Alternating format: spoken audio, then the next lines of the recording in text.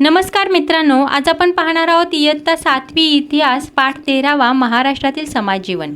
छत्रपती शिवाजी महाराजांनी स्थापन केलेले हिंदवी स्वराज्य हे रयतेचे राज्य होते। रयतेचे कल्याण व्हावे, लोकांवर जुलूम होऊ नये, महाराष्ट्र धर्माचे रक्षण व्हावे असा त्यामागचा उदात्त हेतू होता। शिवाजी महाराजांनंतरच्या काळातही मराठी राज्याचा भारतभर विस्तार झाला। मराठ्यांची सत्ता सुमारे 150 वर्ष टिकून राहिली। छत्रपती शिवाजी महाराजांनी कितीतरी संघर्षातून हिंदवी स्वराज्य स्थापन केले होते। हे राज्य कसे होते? रयतेचे राज्य होते। रयतेचे कल्याण व्हावे, लोकांवरती जुलूम होऊ नये, महाराष्ट्र धर्माचे रक्षण व्हावे असा त्यामागचा उदात्त हेतू होता। शिवाजी महाराजांच्या नंतरच्या काळातही मराठी राज्याचा भारतभर विस्तार झाला आणि मराठ्यांची सत्ता सुमारे 150 वर्षे टिकून राहिली। मराठी राज्याच्या कारभाराची माहिती आपण मागील पाठात अभ्यासली। या पाठात आपण त्या काळातील सामाजिक स्थिती आणि लोकजीवन कसे होते याबद्दलची माहिती घेणार आहोत। पहिल्यांदा पाहूया सामाजिक परिस्थिती। शेती आणि शेतीवर आधारित उद्योग हे उत्पादनाचे गाव पातळीवरील प्रमुख साधन होते। गावच्या पाटलाकडे गावाचे संरक्षण तर कुलकर्ण्यांकडे महसूल सांभाळण्याची जबाबदारी असे। पाटीलकीच्या कामासाठी पाटलास जमीन इनाम दिलेली असे, त्याला या कामासाठी महसुलातील काही हिस्सा मिळत असे। बलुतेदारांना गावकीसाठी केलेल्या कामांचा मोबदला वस्तुरूपाने मिळत असे। खेड्यातील व्यवसायांचे काळी आणि पांढरी असे प्रमुख 2 विभाग होते आणि काळीत काम करणारे ते शेतकरी आणि पांढरीत काम करणारे पांढरपेशी। गावगाड्यातील सर्व व्यवहार परस्पर समजुतीने करण्यावर भर असायचा। एकत्र कुटुंब पद्धतीवर भर होता। त्यावेळी बघा कसं होतं, शेती आणि शेतीवर जे आधारित उद्योग होते हेच त्यावेळी खरं उत्पादनाचे प्रमुख साधन होते। गावच्या पाटलाकडे गावाचे संरक्षण तर कुलकर्ण्यांकडे महसूल सांभाळण्याची जबाबदारी असेल। हे आपण पाहिलेच होते। गावचे जे प्रमुख होते ते कसे पाटील होती आणि त्या पाटलांच्याकडे कसं गावाचं संरक्षण करायचं, तर ते कुलकर्णी होते त्यांच्याकडे काय काम होतं तर महसूल सांभाळण्याची जबाबदारी असे। पाटीलकीच्या कामासाठी पाटलास जमीन इनाम दिलेली असे, बरोबर, त्याला या कामासाठी महसुलातील काही हिस्साही मिळत असे। बलुतेदारांना गावकीसाठी केलेल्या कामांचा मोबदला वस्तुरूपाने मिळत असे। जे बलुतेदार होते त्यांनी जे काम केलं असेल त्यांचा मोबदला म्हणून काय वस्तुरूपाने मिळत असेल, किंवा म्हणजे शेतकरी असेल तर शेतकरी काय करायचं, शेतात पिकलेलं धान्य त्याला त्यांनी जे काम केलं असेल त्याच्या मोबदल्यात ते देत असे। खेड्यातील व्यवसायाचे काळी आणि पांढरी असे 2 प्रमुख भाग होते। काळीत काम करणारे म्हणजे शेतकरी। काळीत म्हणजे आपल्याला माहिती आहे काळी जमीन काळी माती म्हटली जाते। आता मातीत जे काम करणारे असणार ते शेतकरीच असणार आणि पांढरीत काम करणारे पांढरपेशी। पांढरीत काम करणारे म्हणजे जे बाकीचे काम करणारे होते कारागिरी वगैरे ते पांढरीमध्ये यायचे। गावागाड्यातील सर्व व्यवहार परस्पर समजुतीने करण्यावर भर असायचा। एकत्र कुटुंब पद्धतीवरती भर होता त्यावेळी। माहीत आहे का तुम्हाला? मध्ये बघा, गावात लोहार, सुतार, कुंभार, सोनार इत्यादी 12 बलुतेदार असत। हे बलुतेदार गावकीची कामे करत। बलुतेदार तुम्हाला माहीतच आहेत। बलुत म्हणजे काय, एका वस्तूऐवजी दुसरी वस्तू घ्यायची द्यायची, हे जे असायचं त्याला बलुते असं म्हणायचं। आणि बलुतेदार कसं, कोण तर गावात जे लोहार, सुतार, कुंभार, सोनार अशी ही कामं करायची त्यांना 12 बलुतेदार असे म्हणत। हे बलुतेदार गावकीची कामे करत। चालीरीती पाहूया। या काळात बालविवाहाची पद्धत रूढ होती।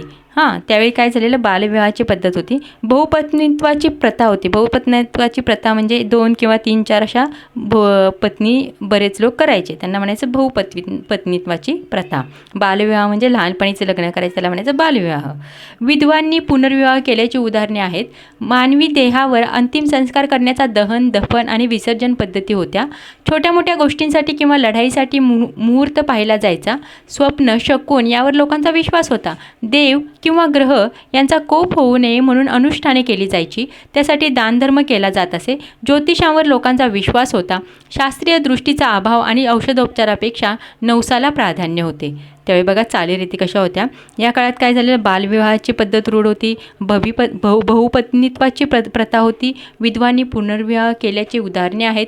मानवी देहावर अंतिम संस्कार करण्याचा दहन, दफन आणि विसर्जन पद्धती होत्या।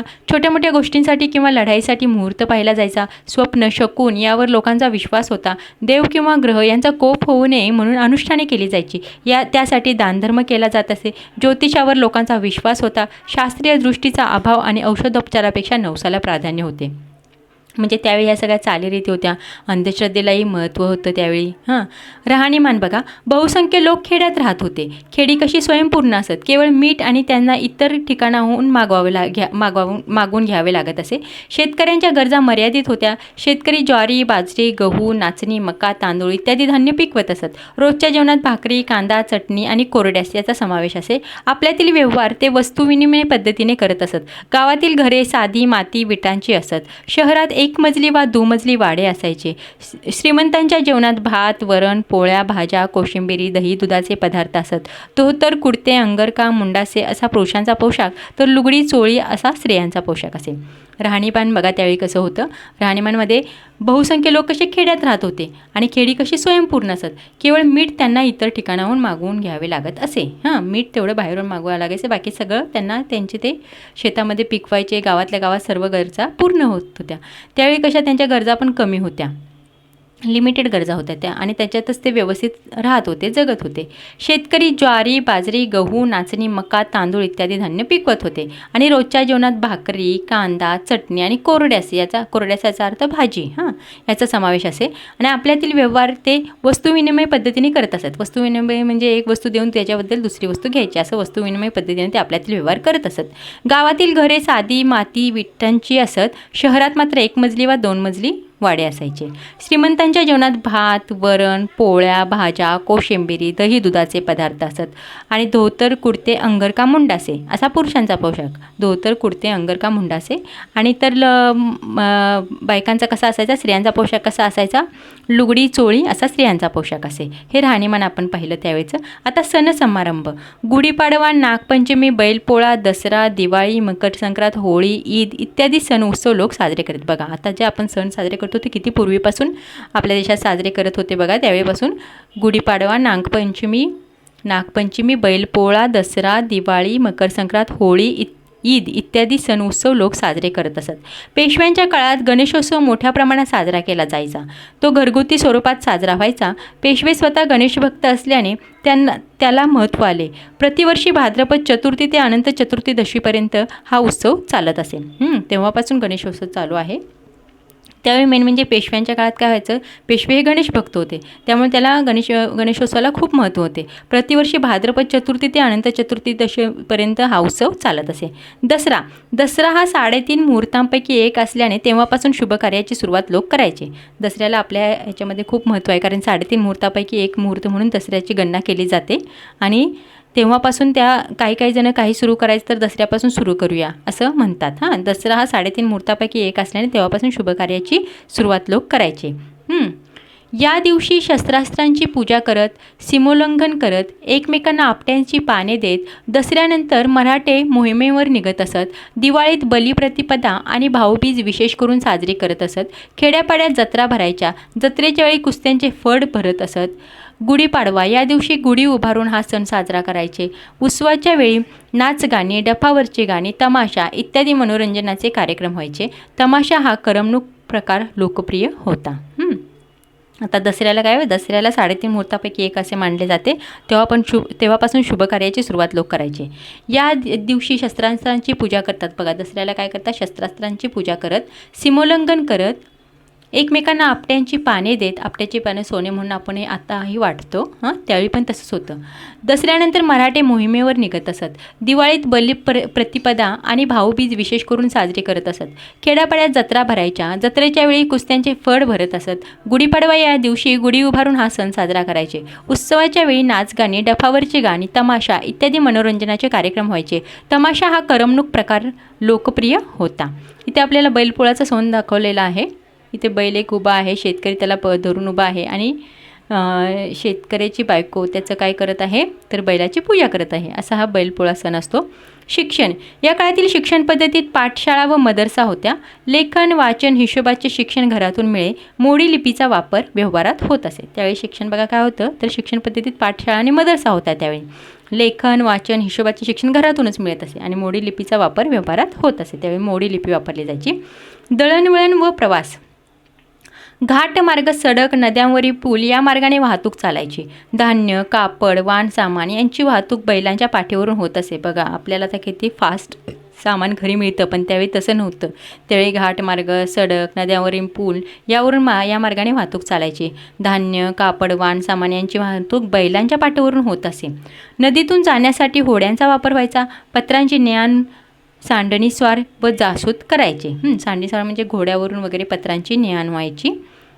जासूत करायचे म्हणजे ते आपण एखादा निरोप दिला तर ते ज्यांना सांगायचं तिथं जाऊन सांगायचं असं होतं त्यावेळी. खेळ. या काळात विविध खेळ खेळले जायचे. खेळ, करमणूक व मनोरंजनाची साधने होती. कुस्ती, युद्धकला हे खेळ लोकप्रिय होते. मल्लखांब, दंड, कुस्ती, लाठी, दंडपट्टा, बाथोटी हे खेळ खेळले जायचे. बघा हे खेळ बघा, काही जणांनी नावं पण ऐकली नसतील कधी. कुस्ती, युद्धकला हे खेळ लोकप्रिय होते त्यावेळी. कुस्ती, युद्धकला तर आपल्याला माहीतच आहे. मल्लखांब, दंड, कुस्ती, लाठी, दंडपट्टा, बोथाटी हे खेळ खेळले जात. हुतुतू, खो खो, आट्यापाट्या हे मैदानी खेळ. तर सोंगट्या, गंजिफा, बुद्धिबळ हे बैठे खेळ लोकप्रिय होते. बुद्धिबळ माहीतच असेल तुम्हाला. सोंगट्या, गंजिफा हे सगळे बैठे खेळ होते, लोकप्रिय होते त्यावेळी. इथे आपल्याला मल्लखांब दाखवलेला आहे. हां, धर्म व आचार विचार. हिंदू व मुस्लिम असे दोन प्रमुख धर्म या काळात दिसून येतात. छत्रपती शिवाजी महाराजांचे धार्मिक धोरण उदारतेचे होते.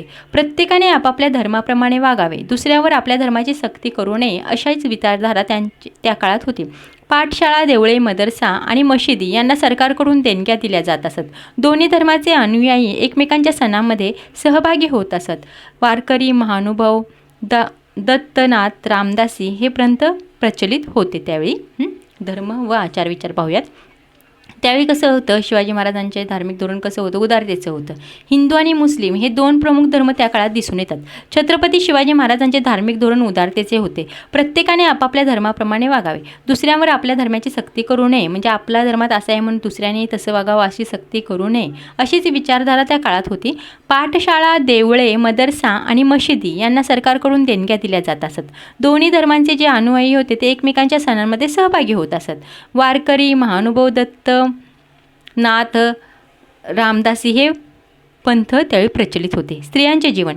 स्त्रियांचे या काळातील जीवन कष्टमय होते. माहेर आणि सासर एवढेच तिचे जग असायचे. त्यांच्या शिक्षणाकडे कोणीच लक्ष देत नसे. अपवादात्मक स्त्रियांनी अक्षर ओळख, प्रशासन आणि युद्ध कौशल्य यात प्रगती केली होती. यात वीरमाता जिजाबाई, येसूबाई, महाराणी ताराबाई, उमाबाई दाभाडे, गोपिकाबाई, पुण्यश्लोक अहिल्याबाई यांचा समावेश होता. बालविवाह, विषमविवाह, वैधव्य, केशवपण, सती, बहुपत्नीत्व या प्रथांनी स्त्रियांचे जीवन जखडून टाकले होते. एकंदरीत त्यांचे जगणे अतिशय प्रतिकूल असे. बघा त्या काळात स्त्रियांचे जीवन अतिशय कष्टमय होते. त्यावेळी कसं होतं, माहेर आणि सासर एवढेच स्त्रियांचं जग असायचं. तिने बाकीचं काही बघायचं नाही. माहेर आणि आपलं सासर एवढंच सांभाळायचं असं स्त्रियांचं त्यावेळेचं जीवन होतं. त्यांच्या शिक्षणाकडे कोणीच लक्ष देत नव्हते. अपवादात्मक स्त्रियांनी आपण बघितलं याच्यामध्ये अपवादात्मक काही स्त्रिया होत्या. त्यांच्यामध्ये येते वीरमाता जिजाबाई, येसूबाई, महाराणी ताराबाई, उमाबाई दाभाडे, गोपिकाबाई, पुण्यश्लोक अहिल्याबाई यांचा समावेश होतो की त्यांनी युद्ध कौशल्य शिकलेली, थोडंसं शिक्षणही घेतलं होतं. मग अक्षर ओळख, अपवादात्मक स्त्रियांनी अक्षर ओळख, प्रशासन आणि युद्ध कौशल्य यात प्रगती केली होती. त्या स्त्रिया आपण पाहिल्या. बालविवाह म्हणजे लहानपणी विवाह व्हायचे त्यांचे.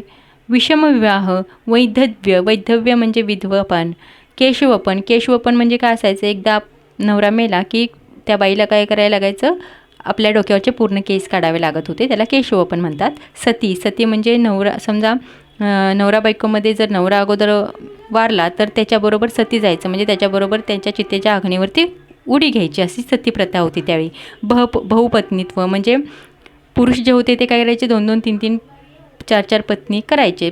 4-4 पत्नी अशी 4-4 लग्न करायचे. बहुपत्नी या प्रथांनी स्त्रियांचे जीवन कसे जखडून टाकले होते. एकंदरीत त्यांचे जगणे होते ते अत्यंत प्रतिकूल असे होते. इसवी सन 1630 ते 1810 या 250 वर्षाच्या कालखंडाला सामान्यपणे मराठीशाही म्हणतात. या कालखंडातील कला स्थापत्यांचा थोडक्यात आपण आढावा घेऊया. शिल्पकला. शिवकाळात कसबा गणपती मंदिर, जीर्णोद्धार, लाल महाल उभारणी, राजगड व रायगडावरील बांधकामे, जलदुर्ग उभारणी या प्रकारचे स्थापत्य उभारणीचे उल्लेख येतात. हिरोजी इंदुलकर ह्या त्या काळातील प्रसिद्ध स्थापत्य विशारद होते. शिल्पकला आपण पाहूया. शिवकाळात काय होतं, कसबा गणपती मंदिर, जीर्णोद्धार, लाल महाल उभारणी, राजगड आणि रायगडावरील बांधकामे आणि जलदुर्ग उभारणी या प्रकारचे स्थापत्य उभारणीचे उल्लेख येतात. पाहिलं आहे आपण शिवाजी महाराजांनी जलदुर्ग बांधलेले, नंतर राजगड, रायगड यांची बांधकामे केलेली वगैरे. मग त्यावेळी काय झालेले, हिरोजी इंदुलकर जे होते हे त्या काळातील प्रसिद्ध स्थापत्य विशारद होते. गाव वसवताना शक्यतो काटकोनातील रस्ते कडेला दगडी बांधकाम, नदीपात्राच्या कडेला घाट अशी रचना करत. पेशवे काळात अहमदनगर, विजापूरसारखी पिण्याच्या पाण्याची व्यवस्था पुणे शहरात करण्यात आली होती. पेशव्यांनी भूमिगत नळ, छोटी छोटी धरणे, बाग बगीचे, हौद, कारंजी उभारली. पुणे शहराच्या जवळील हडपसर भागातील दिवे घाटातील मस्तानी तलाव स्थापत्याच्या दृष्टीने महत्त्वाचा आहे. गाव वसवताना कसं असायचं, शक्यतो काटकणातील रस्ते, कडेला दगडी बांधकाम, नदीपात्राच्या कडेला घाट अशी रचना करत. पेशवे काळात काय होतं, अहमदनगर, विजापूरसारखी पिण्याच्या पाण्याची व्यवस्था पुणे शहरात करण्यात आली होती. पेशव्यांनी भूमिगत नळ, छोटी छोटी धरणे, बाग बगीचे, हौद, कारंजी उभारली. पुणे शहराच्या जवळील हडपसर भागातील दिवे घाटातील मस्तानी तलाव हा स्थापत्याच्या दृष्टीने महत्त्वाचा आहे. पुण्यातील शनिवार वाडा, विश्रामबाग वाडा, नाशिकचा सरकार वाडा, कोपरगावचा रघुनाथ पेशव्यांचा वाडा, सातारकर छत्रपतींचे वाडे, याशिवाय वाई, मेनवली, टोके, श्रीगोंदे, पंढरपूर येथील जुने वाडे मध्ययुगीन वाडा संस्कृतीची चिन्हे आहेत. पुण्यातील बघा, शनिवार वाडा, विश्रामबाग वाडा, नाशिकचा सरकार वाडा, कोपरगावचा रघुनाथ पेशव्यांचा वाडा, सातारकर छत्रपतींचे वाडे, याशिवाय वाई, मेनवली, टोके, श्रीगोंदे, पंढरपूर येथील जुने वाडे मध्ययुगीन वाडा संस्कृतीची चिन्हे आहेत. वाड्याच्या बांधकामात काय असायचं, कच्च्या व पक्क्या विटा वापरत. लाकडी खांब, तुळ्या, पाट, घडीव, दगड, कमानी, उत्तम घोटलेला चुना, नळीच्या कौलांचे छप्पर, चिखेल, बांबू यांचा वापर बांधकामात करत असत. वाड्यांच्या सजावटीसाठी चित्रकाम, रंगकाम, काष्टशिल्प, आरसे यांचा वापर करत. हे आपण शिल्पकला पाहिली. आता आपण पाहूया मंदिरे. शिवकाळातील मंदिरे यादवकालीन हेमाडपंथी पद्धतीची होती. शिवकाळातील जी मंदिरे होती ती कशी होती, यादवकालीन हेमाडपंथी पद्धतीची होती. कोल्हापूरच्या अंबाबाई मंदिराचे शिखर, ज्योतिबांच्या डोंगरावरील मंदिरे आणि शिखर शिंगणापूरचा शंभू महादेव, वेरूळच्या घृष्णेश्वराचे मंदिर ही शिल्पशास्त्राची उदाहरणे आहेत. आपण बघितली शिल्पशास्त्राची उदाहरणे. मंदिरामधील शिवकाळातील मंदिरे कशी होती, यादवकालीन आणि हेमाडपंथी पद्धतीची होती. कोल्हापूरच्या अंबाबाई मंदिराचे शिखर, ज्योतिबाच्या डोंगरावरील मंदिरे आणि शिखर शिंगणापूरचा शंभू महादेव, वेरूळच्या घृष्णेश्वराचे मंदिर ही कशी होती, शिल्पशास्त्राची उत्तम उदाहरणे होत. प्रतापगडावर भवानी देवीचे आणि गोव्याला सप्तकोटेश्वराचे मंदिर शिवाजी महाराजांनी बांधले. पेशवे काळात नाशिकचे काळाराम मंदिर, त्र्यंबकेश्वराचे शिवमंदिर, गोदावरी, प्रवरा या नद्यांच्या संगमावर असणाऱ्या कायगाव व टोके येथील शिवमंदिरे, नेवासे येथील मोहिनीराज मंदिर ही मंदिरे या काळात उभारली गेली. इथे आपल्याला घृष्णेश्वर मंदिर दाखवलेलं आहे बघा, त्यावेळेची बांधकाम आहे कसं आहे ते. आता घाट, नदी किंवा संगमाच्या ठिकाणी घडीव दगडी घाट, मराठी शाहीचे घाट, नदी किंवा संगमाच्या ठिकाणी घडीव दगडी घाट मराठीशाहीचे एक वैशिष्ट्य आहे. या काळातील सर्वात प्रेक्षणीय घाट गोदावरी व प्रवरा नदी यांच्या संगमावरील प्रवरा संगम टोके येथील होय. पक्क्या बांधणीच्या पायऱ्यांच्या ओळीत ठराविक अंतरावर एक पायरी पुढे काढलेली असे, त्यामुळे सगळ्या घाटांचेच रूप खुलून जात असे. पाण्याच्या प्रवाहाने घाट निखळू नये म्हणून ठराविक अंतरावर भक्कम बुरुज बांधत असत. घाट बघा, नदी किंवा संगमाच्या ठिकाणी घडीव किंवा दगडी घाट मराठीशाहीचे एक वैशिष्ट्य आहे. यामध्ये काय तर त्या काळातील सर्वात प्रेक्षणीय घाट गोदावरी आणि प्रवरा नदी यांच्या संगमावरील प्रवरा संगम आणि टोके येथील होय. पक्क्या बांधणीच्या पायऱ्यांच्या ओळीत ठराविक अंतरावर एक पायरी पुढे काढलेली असे, सगळ्या घाटांचेच रूप खुलून जात असे. पाण्याच्या प्रवाहाने घाट निखळू नये म्हणून ठराविक अंतरावर भक्कम बुरुज बांधत असत. चित्रकला बघा, पेशवाईंच्या काळात शनिवार वाड्याच्या भिंतीवरील चित्रे महत्त्वाची आहेत. या काळात राघव, तानाजी, अनुपराव, शिवराम मानकोजी हे महत्त्वाचे चित्रकार होऊन गेले. सवाई माधवराव पेशव्यांच्या काळात गंगाराम तांबट हा प्रख्यात चित्रकार होता. पेशव्यांनी चित्रकलेला उत्तेजन दिले. चित्रकला पाहूया. पेशवाईच्या काळात काय झालेलं, शनिवार वाड्याच्या भिंतीवरील चित्रे महत्त्वाची आहेत. म्हणजे पेशवाईतील जे पेशवे होते त्यांना कसं चित्रकला आवडायची. मग पेशवाईंच्या काळात शनिवार वाड्याच्या भिंतीवरील चित्रे महत्त्वाची आहेत. या काळात राघव, तानाजी, अनुपराव, शिवराम मानकोजी हे महत्त्वाचे चित्रकार होऊन गेले. सवाई माधवराव पेशव्यांच्या काळात गंगाराम तांबट हा प्रख्यात चित्रकार होता. पेशव्यांनी चित्रकलेला उत्तेजन दिले. पेशवे काळात पुणे, सातारा, मेनवली, नाशिक, चांदवड आणि निपाणी या भागातील वाड्यांमध्ये भिंतीवर चित्रे होती. पांडेश्वर, मोरगाव, पाल, बेनवडी, पुण्याजवळील पाषाण या ठिकाणच्या मंदिरांच्या भिंतीवर चित्रे होती. या काळातील चित्रांचे विषय म्हणजे दशावतार, गणपती, शंकर, रामपंचायतन, विदर्भातील जामोद येथील जैन मंदिरातील जीन चरित्र, पौराणिक गोष्टी हे होत. रामायण, महाभारत, सण उत्सव यावर आधारित चित्रे असत. पोथ्यांवरील चित्रे, लघुचित्रे, व्यक्तिचित्रे, प्रसंगी चित्रेही असत. बघा चित्रकलामध्ये काय सांगितलेलं आहे आपल्याला. चित्रकलामध्ये पेशवाईच्या काळात व्हायचं. शनिवार वाड्याच्या भिंतीवरील चित्रे महत्त्वाची आहेत. या काळात राघव, तानाजी, अनुपराव, शिवराम, मानकोजी हे महत्त्वाचे चित्रकार होऊन गेले आहेत. त्यावेळी सवाई माधवराव पेशव्यांच्या काळात गंगाराम तांबट हा प्रख्यात चित्रकार होता. प्रख्यात चित्रकार कोण होता त्यावेळेचा? गंगाराम तांबट. सवाई माधवराव पेशव्यांच्या काळात हा प्रख्यात चित्रकार होता आणि पेशव्यांनी चित्रकलेला उत्तेजन दिले होते. पेशवे काळात पुणे, सातारा, मेनवली, नाशिक, चांदवड आणि निपाणी या भागातील वाड्यांमध्ये भिंतीवर चित्रे होती. पांडेश्वर, मोरगाव, पाल, बेनवडी, पुण्याजवळील पाषाण या ठिकाणच्या मंदिरांच्या भिंतीवर चित्रे होती. त्या काळातील चित्रांचे विषय काय असायचे तर दशावतार, गणपती, शंकर, रामपंचायतन, विदर्भातील जामोद येथील जैन मंदिरातील जीन चरित्र, पौराणिक गोष्टी हे होत. रामायण, महाभारत, सण उत्सव यावर आधारित चित्रे असत आणि पोथ्यांवरील चित्रे, लघुचित्रे, व्यक्तिचित्रे, प्रसंगचित्रे ही असत. शिल्प. शिवकाळातील शिवाजी महाराजांच्या कर्नाटक स्वारीच्या वेळचे मल्लम्मा देसाई भेटीचे शिल्प, भुलेश्वर मंदिरावरील शिल्पकला, व्यक्तिशिल्पे, प्राण्यांची शिल्पे उदाहरणार्थ हत्ती, मोर, माकडे, टोके येथील मंदिरातील शिल्पे आणि बाहेरील भागातील शिल्पकला, पुण्यातील त्रिशुंड गणपती मंदिर आणि मध्य प्रदेशातील अहिल्याबाई होळकर यांची छत्री, नेवासे येथील मोहिनीराज मंदिरातील शिल्पकला महत्त्वाची आहे. शिल्प बघा. शिल्पमध्ये शिवकाळातील शिवाजी महाराजांच्या कर्नाटक स्वारीच्या वेळचे मल्लम्मा देसाई भेटीचे शिल्प.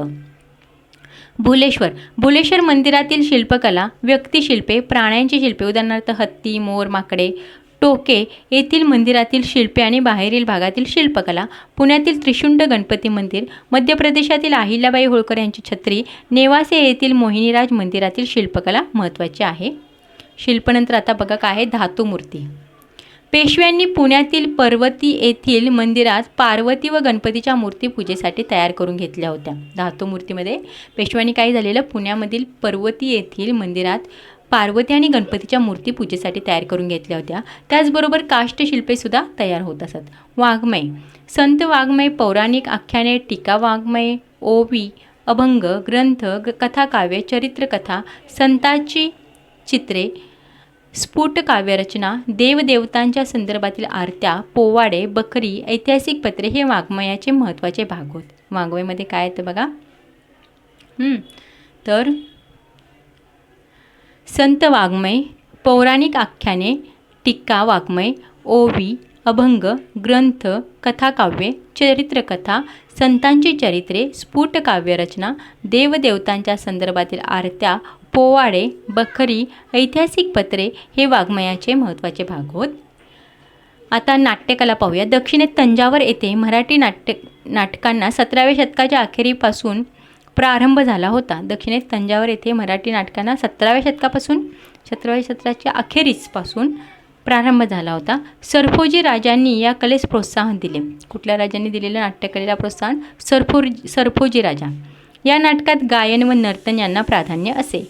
आत्तापर्यंत आपण मध्ययुगातील कालखंडाचा आढावा घेतला, मराठ्यांच्या सत्तेचा उदय आणि विस्तार अभ्यासला. पुढील वर्षी आपण आधुनिक कालखंडाचा अभ्यास करणार आहोत. पुढील वर्षी आपण काय करायचं आहे? आधुनिक कालखंडाचा अभ्यास करणार आहोत. अशा पद्धतीने आपला इथे पाठ संपलेला आहे. पुन्हा भेटूया. धन्यवाद.